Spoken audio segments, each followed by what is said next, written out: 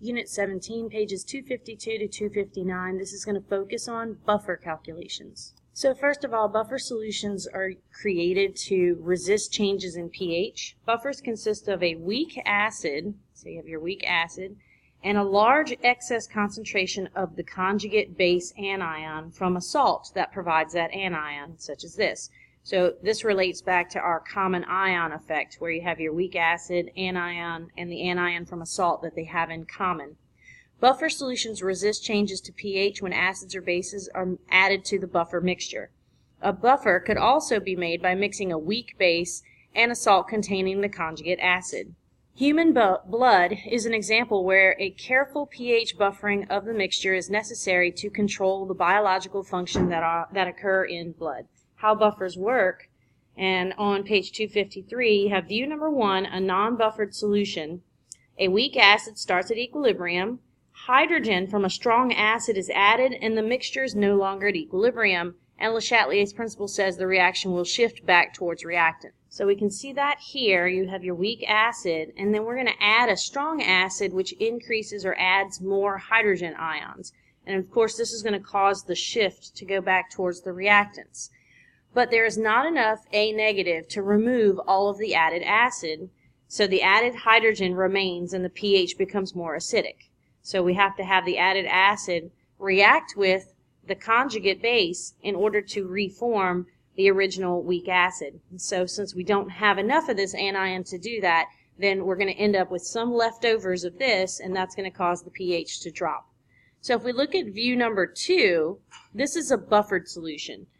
The solution is a buffer because of the added salt, Na, which provides us more anion here. So when the extra anion from the salt can react with all of the added hydrogen atoms, almost all of the added hydrogen is removed by the reaction. Because of the buffer, the pH doesn't change very much from its initial value. So because we have enough of this anion to react with the added hydrogen, then we will actually be able to shift towards reactants using up all of the added hydrogen and thus keeping the pH at a steady place. The same buffer also resists changes in pH when a strong base is added. In this instance, the acid maintains the pH. So the weak acid starts at equilibrium, and then a strong base, hydroxide, is added. The hydroxide neutralizes the hydrogen in the solution to make water. The mixture is no longer at equilibrium. Le Chatelier's principle says the remaining acid will now react to produce more hydrogen. When enough acid reacts, the added base will be gone and the hydrogen will be close to the starting value. Because of the buffer, the pH doesn't change very much from its initial value. So basically the added base is going to react with the hydrogen ion and form water, which removes the hydrogen ion, which is going to cause our weak acid to shift to make more products. However, look at the amount of weak acid that we have present. Remember, weak acids lie mostly to reactants. So since we have plenty, then there's enough of it to compensate for the removal of the hydrogen in order to maintain the pH. So acidic buffers. They have an acidic pH of less than 7, and are usually made with a weak acid and a salt containing the conjugate base, such as hydrofluoric acid and fluoride ions that are generated from a salt, such as sodium fluoride. So what you need to recognize is that since this is the weak acid part of the buffer, if you add base, the base is going to react with this weak acid. If you add acid, it's going to react with this conjugate base. And so if I add acid, then I would want to write the equation fluoride plus the hydrogen from the acid yields hydrofluoric acid. And this would be the equation I would use to do any calculations. If I add base, then I want to put it reacting with hydrofluoric acid, and so I'd write this equation, hydrofluoric acid plus the hydroxide yields water and the fluoride ion. And so this would be the equation I would use to do any calculations. Basic buffers have a basic pH greater than 7, and are usually made with a weak base and a salt containing the conjugate acid. So here would be my weak base ammonia, and then the salt would be ammonium that you might provide with, say, ammonium chloride. And so this is the conjugate acid. This is the weak base. So if I add more acid, then the acid will react with the base. And so I would actually write an equation showing ammonia plus the hydrogen from the acid yields ammonium. and this would be the equation I'd use for a calculation. If I add base, the base will react with the conjugate acid, and so I would write an equation, ammonium plus the hydroxide from the base yields, and then we get water plus ammonia. And again, this would be the equation you would use for your calculation. Now we're going to look at a 4-part example to see the effects of buffers on pH. So first, we're going to just calculate the pH of a 0.4 molar HCHO2, which I believe is formic acid solution, with a Ka of 1.8 times 10 to the negative 4. So first, we'll write our equation. We're going to write our initial concentration of formic acid here, 0.4 yields, and then we have 0 of the products initially. We're going to have minus x plus x plus x, 0.4 minus x, x, and x. Here's the Ka value, and here's our law of mass action. So what we want to do is find the pH, which means when I find x, I will know the hydrogen ion concentration. And so if I take the negative log of x, I'm going to have the pH for this system. So that's my goal. So we need to find x first. So we'll plug in 1.8 times 10 to the negative 4 equals x squared over 0.4 minus x. We're going to do our approximation where we ignore this minus x, and so this gives us an x equal to 8.485 times 10 to the negative 3. Now we need to make sure that this is a valid approximation, and so you do that by taking x divided by 0.4 and then times 100. And when I do this math, I get 2.12%, which means that this approximation is valid. So now I'm going to take the negative log of x, which is 8.485 times 10 to the negative 3, and when I do this, I get a pH equal to 2.071. So now here's the question. Which of these choices could be added to raise the pH to 3.0? And this is going to be part 2 of our example. So we're still using the same original weak acid equation here. And if I want to raise the pH, that means I want it to be more basic, which means I want to remove hydrogen ions in order to raise the pH. So adding hydrochloric acid, which is a strong acid and it ionizes 100%, is going to end up increasing the amount of hydrogen concentration, and that's not going to help us raise the pH. That's going to lower the pH. If I add more of the original weak acid, this is still going to increase the hydrogen ion concentration, because adding this will shift to the right and increase more of my product, so adding more hydrogen ions. So this again would not help to increase the pH. I want to decrease the hydrogen ion concentration. Sodium chloride is a salt, but if we remember from the last unit, this is a neutral salt. And so since it's neutral, it's actually going to have no change or no effect on the hydrogen ion concentration. And finally, we have a salt that has a common ion with our acid. We have this ion right here in common with our original acid. And so that means that I'm going to be adding this ion in here. If I add this salt, I'm going to increase or add more of this ion, which is going to cause it to shift to the left, and shifting to the left will cause there to be a decrease in the hydrogen ion concentration.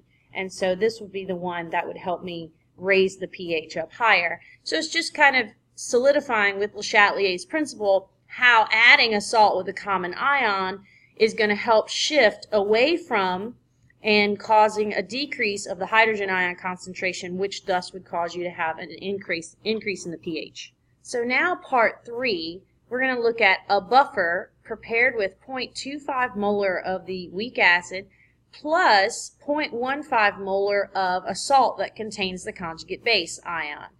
So we're going to calculate the pH with this Ka value. So here I have my equation, and the initial weak acid is 0.25 molar, and because of the added 0.15 molar salt, that provides me these ions here, and so I have this initial concentration of the anion.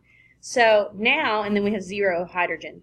So it's going to be minus x plus x plus x, and at equilibrium we're going to have 0.25 minus x, x, and 0.15 plus x. the goal here is to get the pH, which means I need to know what is X. Therefore, I would know how much the hydrogen ion concentration is, and so if I take the negative log of X, I'm going to get the pH for this. So let's set up our equation to solve for X. So we have 1.8 times 10 to the negative 4 equals X times 0.15 plus X over 0.25 minus X. When we do the approximation, we can ignore the plus X and the minus X, and so this gives us an X value of 3 times 10 to the negative 4. You should verify that this approximation is valid by taking 3 times 10 to the negative 4, dividing by 0.25 times 100, and when you do that, you get 0.12%, which is well below the 5% rule, and so this is a valid approximation.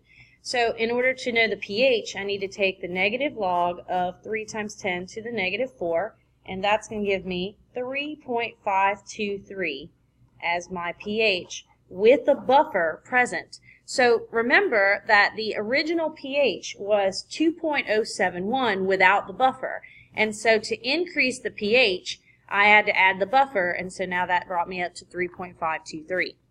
Now in part 4, what concentration of the salt containing the conjugate base must be used with 0.40 molar of the formic acid solution to make a buffer that ends up with a pH of exactly 3.0. So this is what we know, that we start out with 0.40 of the weak acid, we have 0 of the hydrogen, and the question is, how much of this should I be starting out with? And so I'm just going to write CHO2 minus here because that's what we're solving for there. Or you could substitute a Y if you just want something simpler.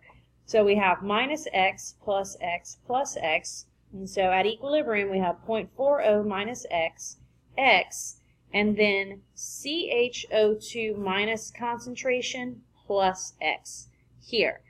So I am told that I want a pH of 3. And if I take 10 to the negative 3.0, I'm going to get a hydrogen concentration of 1 times 10 to the negative 3. So this is the hydrogen concentration that I want to have at equilibrium, which means that this value is my X. So X is equal to 1 times 10 to the negative 3. And so because I know the value of X, I can substitute it in here, there, and there, and I can solve for the amount of the anion CHO2 negative. So Ka is 1.8 times 10 to the negative 4. Then we're going to have X, which is 1 times 10 to the negative 3. Then we're going to have CHO2 negative plus 1 times 10 to the negative 3, all over 0.40 minus 1 times 10 to the negative. We can do this approximation here where we ignore this value, even though you really don't have to, but that gives us a conjugate base concentration equal to 0.072 molar. And so if I add this concentration of the salt in a CHO2, then that would create a buffer that would end up with a pH equal to 3.0. So this is a side note that's not in the LSU notes. This is an equation that's provided for you on the AP test known as the Henderson-Hasselbalch equation. So the pH is equal to the pKa plus the log of the anion divided by the weak acid concentration. This is able to be used for buffers specifically, and so I'm going to use this equation to do parts 4 and parts 3 that we just worked out, but to show you how you could have used this equation instead. This last one we did asked us to end up with a pH of 3.0, and we know that the Ka value is 1.8 times 10 to the negative 4, and so if I want the pKa, then that would be negative log of 1.8 times 10 to the negative 4, plus the log of, and they told us that my anion, well the question is, what is the concentration of the anion if our acid were 4.0 molar? And so if you were to take this and solve the equation, you would get a value for the anion equal to 0.072 molar. I would do 3.0, I would do minus the negative log of 1.8 times 10 to the negative 4. Then I would raise both sides 10 to the, and then that would cancel out the log, and then I would multiply both sides times 4.0 in order to get this amount. Down here, this was from part 3, we were asked to find the pH equals, we're going to put in the pKa, which is the negative log of 1.8 times 10 to the negative 4, plus the log of, and we were told that the anion is 0.15 divided by the acid, which is 0.25. And so to solve this, I would just take the log of 0.15 divided by 0.25 plus the negative log of 1.8 times 10 to the negative 4, and you get a pH equal to 3.523. So here's your note card for this section. If you have an acidic buffer, you're going to have the weak acid and its conjugate base anion, and the salt should provide this anion. If you have this set as a buffer, added base would react with the weak acid, added acid would react with this conjugate base anion.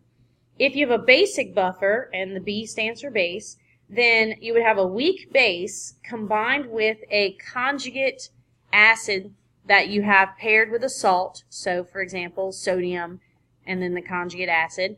And so if you have this buffer set, an added acid would react with the weak base, but any added base would react with the conjugate acid.